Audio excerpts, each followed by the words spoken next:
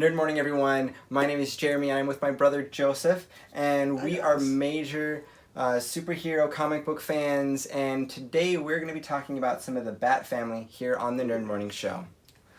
So, I think that one of the interesting things about Batman is he's like, I'm independent, I'm all this stuff, I'm all alone. Like, he kind of has these types of things. He has that a lot. But honestly, he has one of the biggest superhero families of all.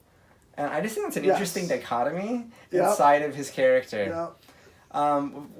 So, kind of digging into some of these different characters, who is your favorite Bat family member? Definitely Batgirl. It's up in the air if it's Barbara or Cassandra. Okay. I love the Barbara Gordon story arc of, you know what, I just want to do some good. I kind of think Batman's doing the right thing, so I'm going to follow in those footsteps and do that too. Even starting way back in the Adam West version of Batgirl, where she's hiding from her dad and she has her purple bat cycle and stuff. Which is awesome. Awesome. And super classic. You know, she puts on the red wig as part of her disguise in that version. Later, Barbara is redhead. Right. That story arc of how she finds her own I will not give up attitude very much has that. The Cassandra Cain, her story of being bred almost to be the ultimate fighter is super interesting. How she learns to become human is very fun. Some of the scenes for Cassandra Cain, while she's she's a mute, right? She was taught to combat and to communicate through physical movements, and this kind of the very beginning, so no spoilers. Yeah.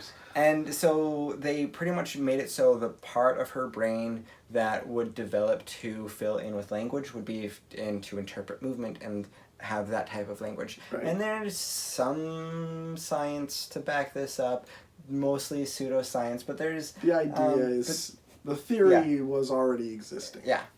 And so they kind of go with that for her. So she can read your emotions, read your movements, better than anyone else, including Batman.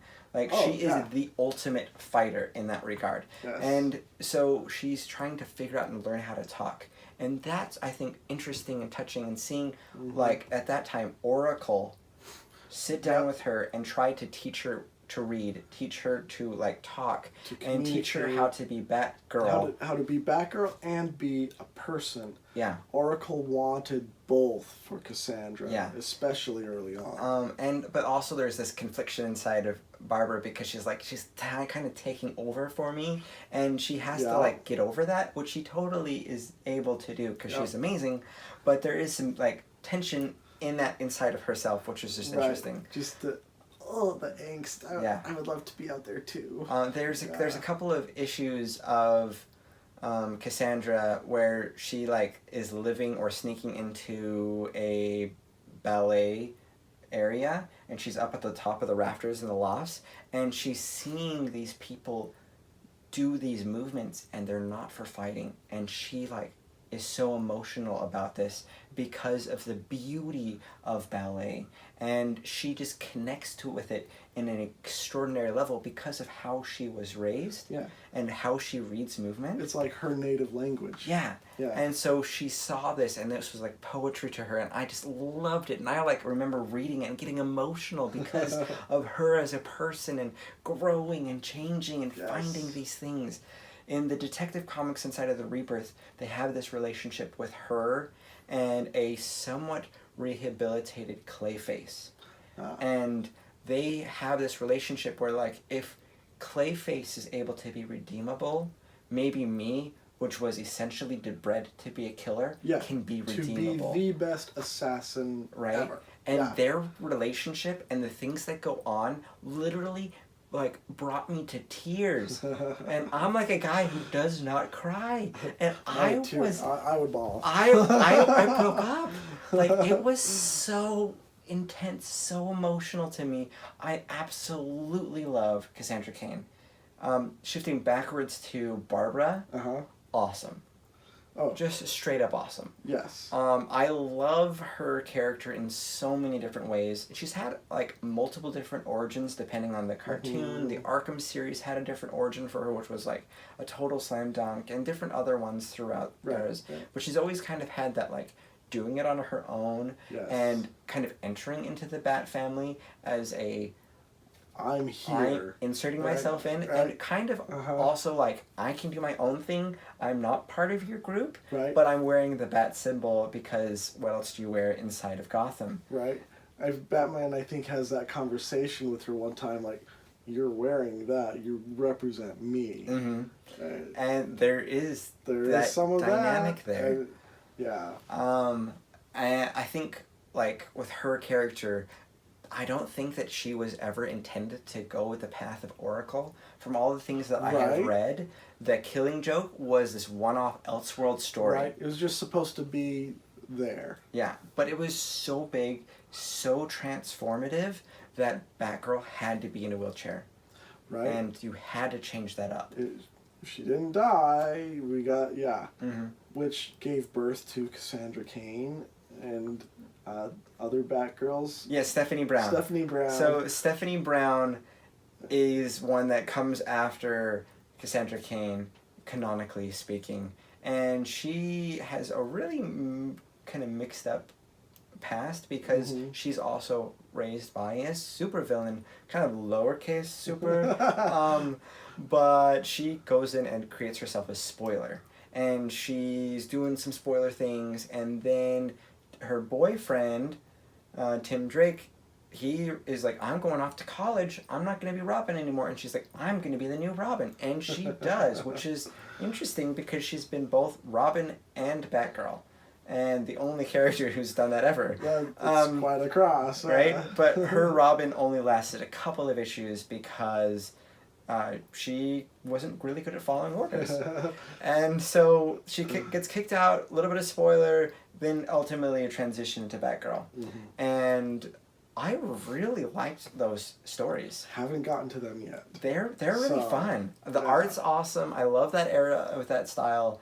And yeah, she's dealing with some things as she's kind of nearing her adulthood. And definitely a really interesting aspect there. Over to the Robin side. I want to, as a transitional point, go talk about Carrie Kelley first.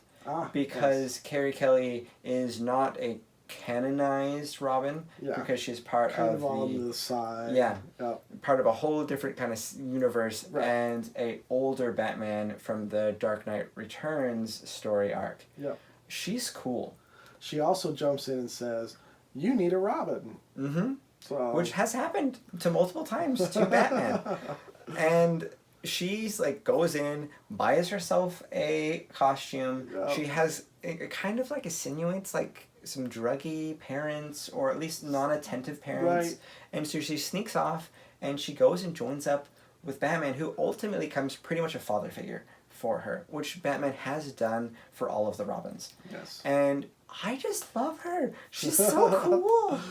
I don't know if I have like tons of commentary because we don't really see her too many times. Just really only in that universe. And as an aside, she is in the main universe inside of the New 52, but as a tutor and someone who's a lot older and has no association with the Bat family other than the small moments where she's a tutor.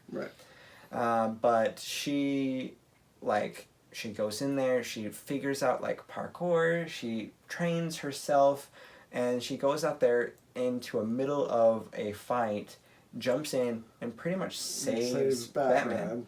And that's just a really, really cool way to become. And she's instantly accepted by the older Batman. He recognized, okay, you got at least something to contribute and offer. Sure.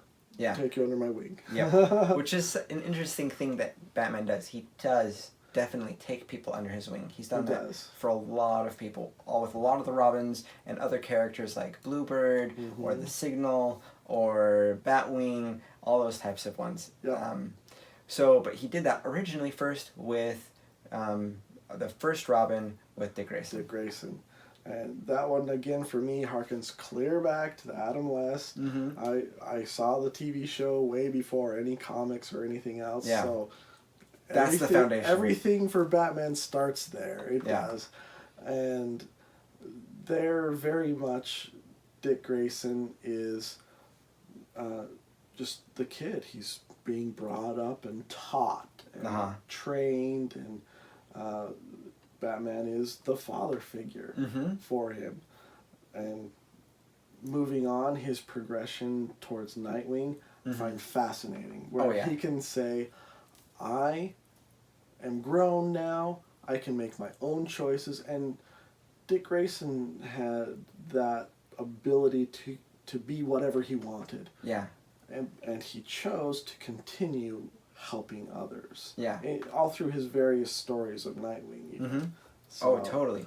And I think it's interesting with those two because they have a very tense but very close relationship where essentially they fought and fought and fought. More like brothers. Yeah. In the end. Totally. Yeah. And like... You have this guy who's got some serious issues, Batman, and he's taking this boy in under his wing, and he's doing it in a way the best he knows how, but he doesn't have the tools, really, to do that. And he's got Alfred, and Alfred, of course, is pivotal to the development of Batman and all of the Bat family.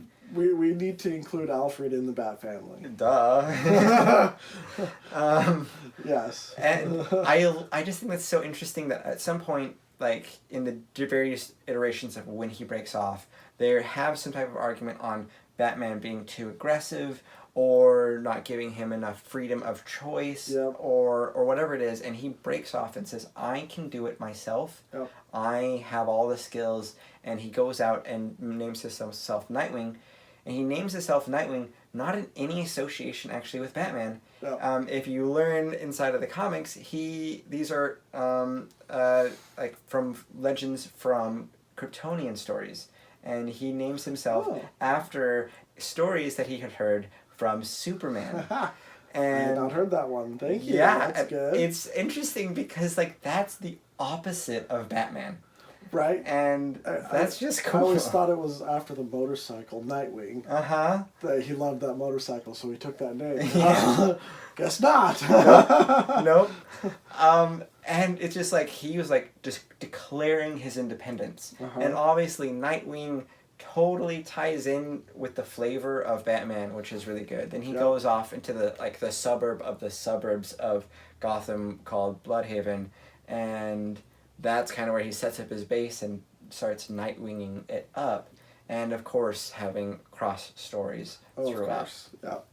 And I just love him. He is a character that I will return to, and I love him as Robin, love him as a Nightwing. So he moves on, and their shoes need to get filled. So we get Jason Todd. And Jason Todd is a troublemaker. He's a little bit of a street rat. And he goes in and gets taken in, and he definitely butts heads with Batman. He does not want to follow the rules, and he likes being able to do the quips and the things like that, which was iconically a Dick Grayson thing. But he is not as well fit into the mold that we had established with the first Robin. Yes. Definitely breaks the mold, is his own Robin, which is fine. Which is essential, honestly, because you have to be able to get yourself. But as has been discussed in other videos, and also I think totally worth note here. Historically, Death of the Family, he gets essentially voted off the island and gets killed. And this is a huge, huge moment in the comics because Joker has a major, major win. Taking out a member of the Bat family. That's... Like, soon after that, he goes and becomes an ambassador for a foreign nation, so he has diplomatic immunity for all past crimes and other things, because comics. and right, and so they can't even get vengeance on him. that nation is is untouchable at that point. Yeah. And like that's a big deal. Then we have Ra's al Ghul who gets him, resurrects him, and he goes crazy. Yeah, Red Hood, kind of out there. Initially he is like insane. Yeah. Then he gets and mellows down, gets himself figured out, starts piecing back some of his memories. Honestly, some of his memories are legitimately gone. And they're in some of the stories, they show some of these memories that he's forgotten, and they're so cute. Like, I don't know, like, can you say that about a Batman story?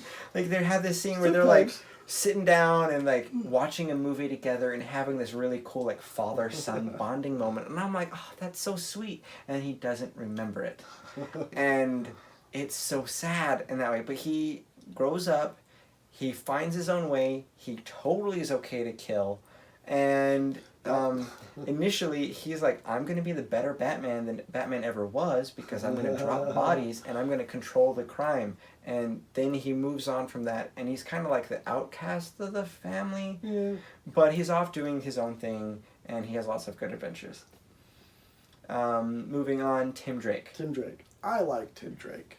I think he's the good kid, the good boy, the good son, if we want to say that. Oh, yeah.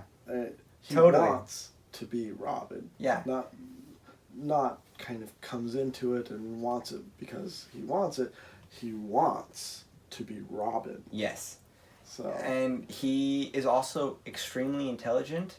And I think that Batman, like, proteges, like, have gotten, like, smarter and smarter as, like, time's progressed. Yeah. But, like, he figures out who Nightwing is, that he was originally the Batman, and they goes and finds them, goes to the Batcave, and, like, ultimately, like, puts himself out there, like, I know everything, let me be Robin.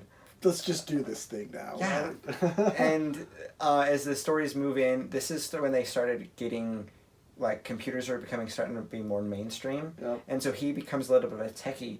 Yeah. And when he grows up, he really, really loves being Robin. That was his identity that he chose for himself, even more so than any other, I think. Oh, yes. And so when he grows up, he does not give up the name for a long, long time until, like, the last, like, couple issues recently. He now goes by the name Drake, which is the worst code name. Haven't got there. Wow. Okay. Yeah. But before all that time, he's Red Robin. Yeah. And his suit's so cool with, like, the That is pretty wings cool. on side of the cape. Like, the solid hood. it's just a cool It's costume. a good look. And he's got all these tech hacking abilities, and it's awesome. It's he's a such modern a cool Robin. day guy. Yeah. Yeah.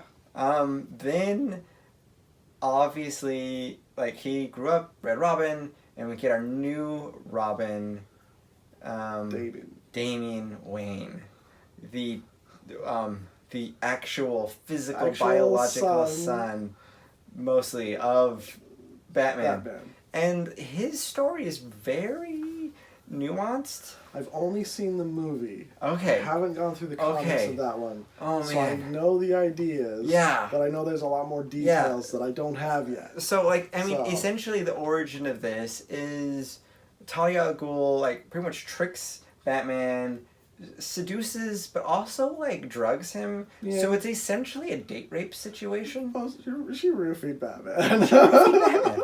Like, that's a big deal. Yeah. And with the DNA creates Damian, like, it creates a son. And then there's, like, clones and other type of experiments like she does because she's a supervillain. But essentially Damian is being raised by the League of Assassins, the Ra's al Ghul's heir to the next new demon. Demon's head. And that's a big deal. And it really, like, one, makes him so he's an awesome fighter. Two, he's got a huge ego. Yes. Huge ego. Only ego. That's like... Only topped by Batman himself. Oh, I don't even know if it's topped by Batman. Seriously, that guy is really, really full of himself.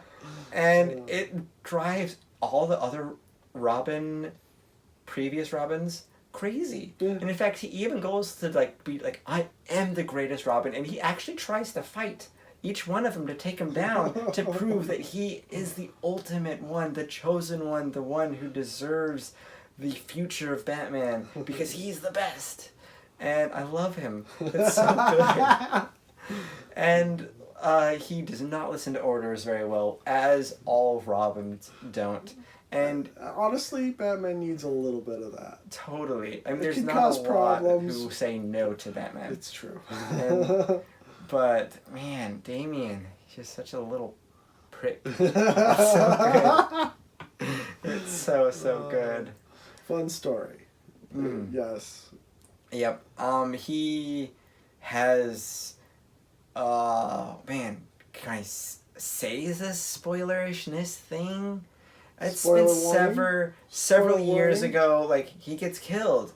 And that's a big deal. Right? And how Bat he family? dies is a even bigger deal. I think it's worse than when Joker killed the second Robin. Like, that was a huge thing for Jason Todd to die. But this was bigger, I thought. Well, it's Batman's son, and he accepted him as his son. And so we go for the next, like, Batman and Robin for the New 52.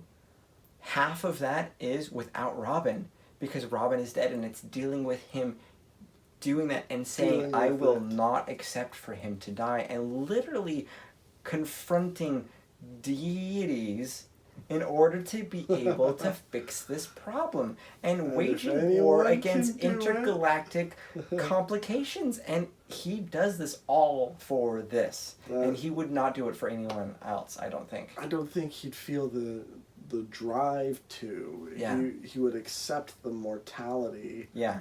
And seek to hunt them down and put them in jail. Mm-hmm. That's what Batman would do. But for his son, it's an interesting dynamic. Totally. In the dynamics of the different Robins together, Damian, as well as Dick Grayson have a very interesting relationship because Batman himself has died, and died soon after Robin's,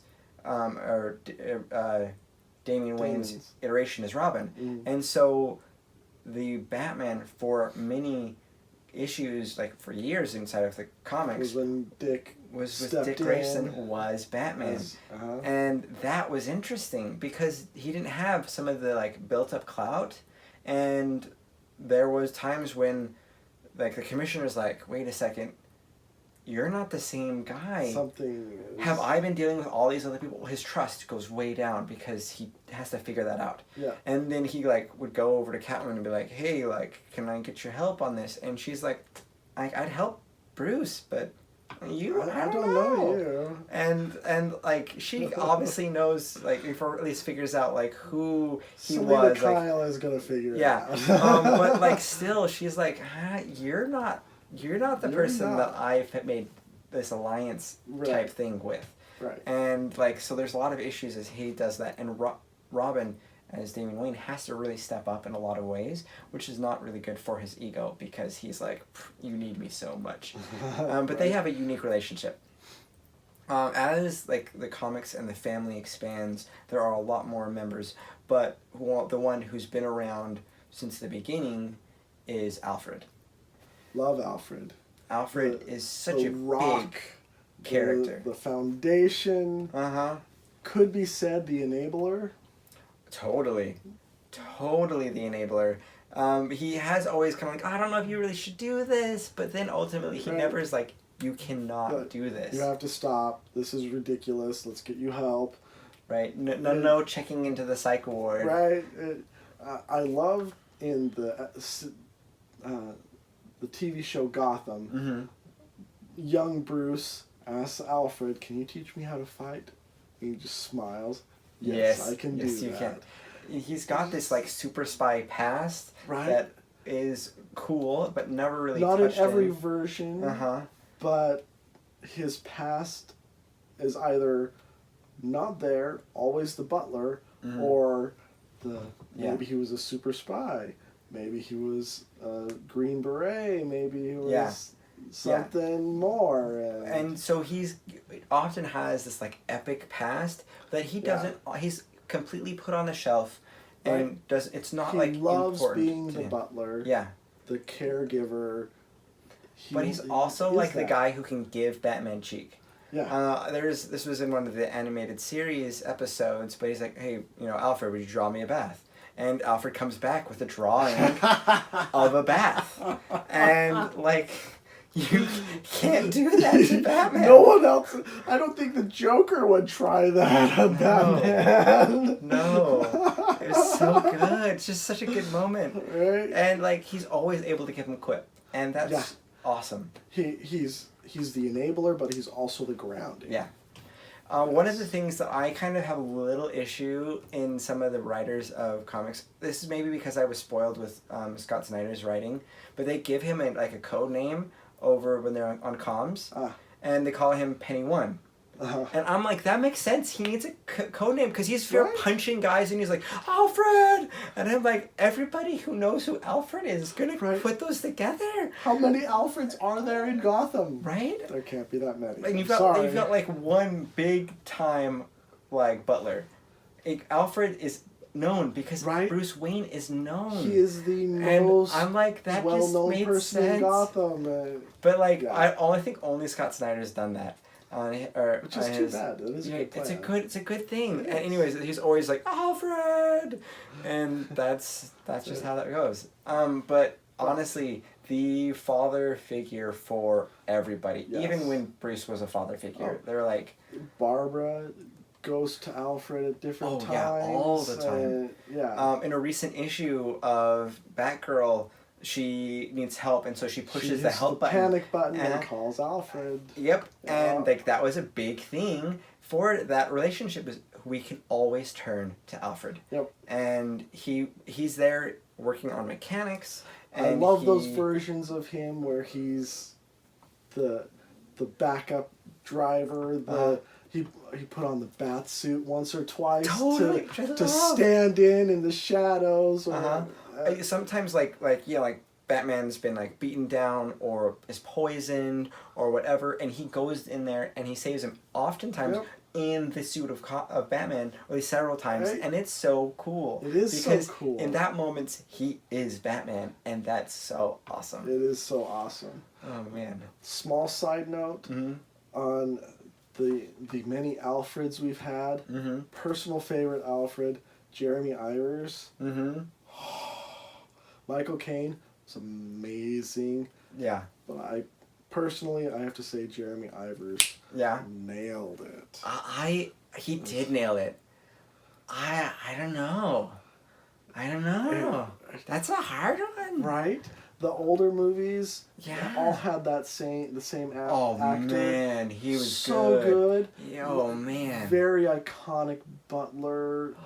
I wish I knew his name right now. I don't know either. But I gotta say, Jeremy Irons. Yeah, he kind of had that like look like in the past life. He could have been a soldier, which was I thought really good touch for that. That idea was really good. He had the mechanical stuff. He had the computer He's working on side. tinkering things because Batman can't push all the buttons. He can't do all of everything. And he needs to sleep. And while he's sleeping, Alfred's in there Alfred's trying to the tune wrench, things fixing up. the Batmobile.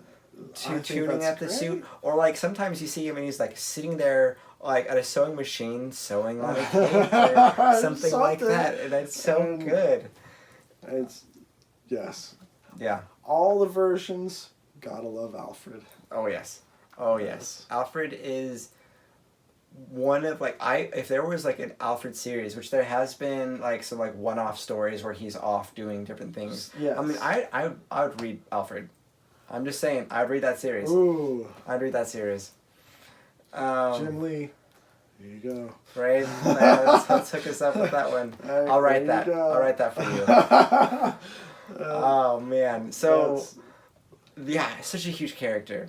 Some of these smaller characters are ones that have kind of come in and out. Batwing is big Lucius inside Fox. of that. Lucius Fox. So there's been two Batwings. One was not Lucius's son. He was kind of this other character, and he phased out pretty quickly. And then Lucius's son Luke steps in, and he's the Batwing. Yeah. And Lucius is awesome. He's really like the tech guy, and particularly in the comics. He's the one who designs or comes up with the new bat suit, the new Batmobile, the new bat whatever. Yep. And he's awesome. Leader inside of the company, major influencer, because honestly, Batman doesn't really care where his money comes from. Yeah. He cares that he's doing good things with his company, but he can trust that with somebody else. Yes. And he's able to like delegate that off. He can just go kick butt. Yep. Because he wants to sleep and fight. Yep. That's what he wants to do. That's what and investigate crimes. All he wants to do. Yes. And so huge and essential piece of the puzzle. Yes. And he comes up with really cool ideas, and he's like, "Hey, let's go and tinker with this. I've got something new for you today.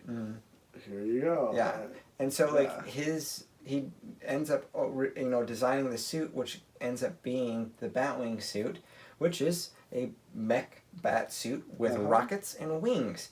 And honestly, I think that this is like the stepping stone suit between the Batman Beyond suit. Yep, which can fly. And the Batsuit. And this is the in-between with his heavy armor, kind of Iron Man-ish that way. Yeah. And wings, which is not Iron Man-ish. Nope. And it's just a really, really cool suit. And he's an awesome character. I think that he's had some really cool roles in the New 52 series specifically. Really featured in him, had his own series, and it was really, really cool. Definitely a cool character who's not necessarily tied into the Bat family all of the time, but one I think definitely worth note. Yep. So, let us know who's your favorite Bat family member and why. Yeah. Love to hear it. Do that. Touching on a couple of quick ones before we wrap up. So many more. So many more. We're not going to hit all of them. I think like Catwoman, definitely a member of the family. She's there enough. And enough. Yep. And like we could have a whole series about her. Damian's interaction with her, way fun. Oh my gosh, particularly like preparatory to the wedding. Yes. Oh, so good. But Bluebird is an interesting character. New 52. Never read those. A little bit farther from where you've read. I haven't got that. And she's kind of introduced multiple times. She's a person who's kind of on her outwings. Definitely, she's a hacker kind of character, and she builds like these sonic cannon guns, and she has this like epic like shaved partial hair with dyed, and she's cool. She's like a rocker kind of like aesthetic, and love it. And she's just a really fun character who's got this like electronic type disposition. Yep. And so she's a big one. Also, Signal, which is in the Rebirth era, after the story of the Batman Endgame, which is at the tail end of the New 52, leading into the Rebirth. We have that's one of the phases where Batman's gone for a while, and he is introduced there. Ultimately, Batman comes back. Duke Thomas, he gets introduced, and he's like pretty much being trained kind of as a Robin. But he's like, I'm not Robin. And he goes in and he makes himself this like yellow suit. The yellow one, yeah. And he's kind of like, I'm going to be the Bat member family who goes in the day. And he's now currently in Batman and the Outsiders, which like all of the Outsiders, both the old eras as well as the new eras, could probably be considered Bat family members to some degree, but they have their own lives and their own existence in different ways. And Batwoman. Have to include her. Oh yeah. She's actually really cool also. All the time cool. Yeah. And her in like the current stories, she is a cousin to Bruce Wayne. And her dad is also a complicated background type character. Yep. And lots of trauma in her past with her sister, with her mother, and like honestly some horrific type situations with that. And she goes and dresses up as Batwoman Again, a non-permission bat. Yep. And someone who's like, I'm doing bad stuff, and I don't care what you think, Batman. Right. And they ultimately come together at times and really connect. With the Rebirth era, they have a really good connection and are starting to go with this, like, Bat League. And she helps lead this other team, which involves Cassandra Cain, as she is known as Orphan at that time, and several other individuals.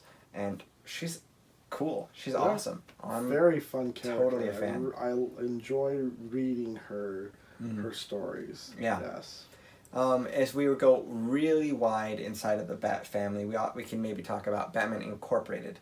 So Batman Incorporated was really set up pre-New 52, and then there's a couple of issues inside of New 52, and these are like individuals who are build like outlets in their countries, a Bat equivalent.